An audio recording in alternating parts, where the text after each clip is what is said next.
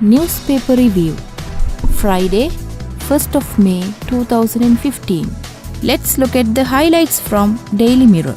President seeks cabinet approval for electoral reforms. A day after the enactment of the 19th Amendment to the Constitution, President Maithripala Sirisena submitted a fresh cabinet memorandum seeking the enactment of electoral reforms under a mixed system of the first past and post system and the proportional representation system, while increasing the current number of seats to 255 MPs.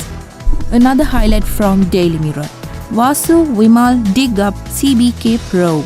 Parliamentarians Vasudevan Anekara and Vimal Veeravangsa yesterday complained to the Bribery Commission regarding a probe into a Ports Authority land that was provided to a private company, on which the Supreme Court had earlier asked that action to be taken against ex-President Chandrika Kumaratunga. May Day today. May Day falls today. It's an international holiday. Several countries hold May Day celebrations, including parades and other patriotic and labor-oriented events. May Day commemorates the historic struggle of working people throughout the world and is recognized in most countries. This despite the fact that the holiday began in 1886 in the USA, linked to the battle for the 8-hour working day. Let's move to another highlight from Daily Mirror. I won't accept any post, Sobitha Thera. Expressing his contentment over the enactment of the 19th Amendment to the Constitution, National Movement for Social Justice head Wen Maduluwawe Sobitha Thera yesterday said he didn't expect to serve in the Constitutional Council that is be established in accordance with the new legislation. Another highlight from Daily Mirror. World's largest stone Buddha statue unveiled. The world's largest stone statue of Buddha, which was erected within the presence of Rambodagala Monaragala Vidyasagara Privana Viharaya in Kurunegala, was unveiled by President Maithripala Sirisena yesterday.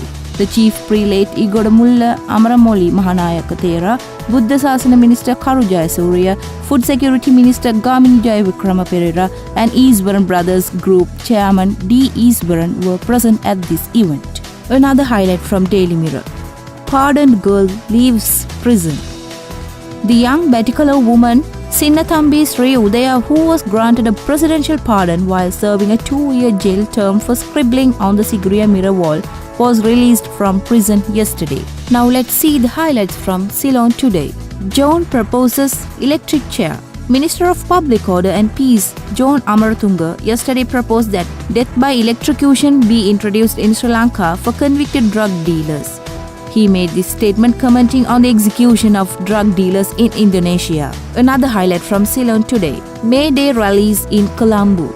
Political parties and trade unions of the government as well as of the opposition will stage 17 May Day rallies and marches today within the city of Colombo. The Sri Lanka Freedom Party rally, led by President Maithripala Sirisena, will commence at the Hyde Park at 2 p.m. while the United National Party rally, led by Prime Minister and Party Leader Ranil Wickremesinghe, will be held at the Campbell Park commencing 1 p.m. The Janata Vimukti Peramuna rally will be held at the Burger Recreation Club playgrounds in Havelock Town. Another highlight from Ceylon today. MR government gave dual citizenship to 2,000.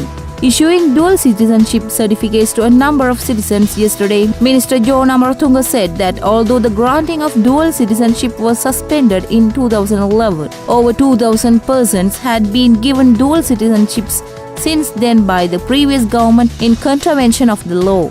About 500 Sri Lankans who are residing abroad have applied for dual citizenship in the country, the minister said. Another highlight from Ceylon today.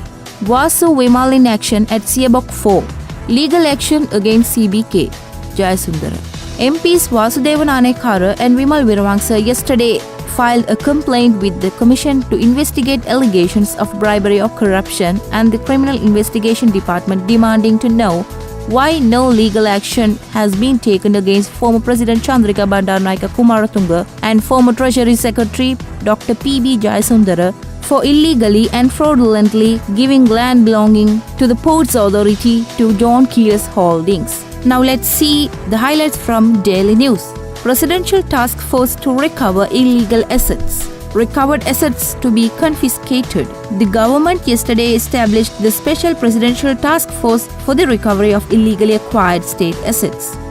President Maithripala Sirisena handed over the appointment letters to the members of the task force at the Presidential Secretariat yesterday morning. Secretary to the President P.B. Abekon was also present. More news from Daily News. More than 25 May Day rallies today. More than 25 May Day rallies and processions will be held island-wide today, marking workers' solidarity. 17 May Day rallies and processions are scheduled to be held in Colombo, while several other rallies and processions are scheduled to be held outside Colombo. More news from Daily News.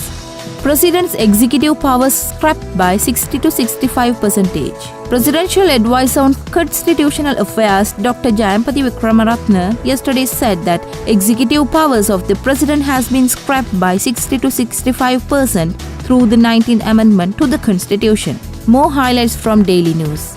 Vasu lodges complaint with bribery commission against CBK. UPFA parliamentarian Vasudevan Anayakara yesterday lodged a complaint with the bribery commission against former President Chandrika Bandaranaike Kumaratunga.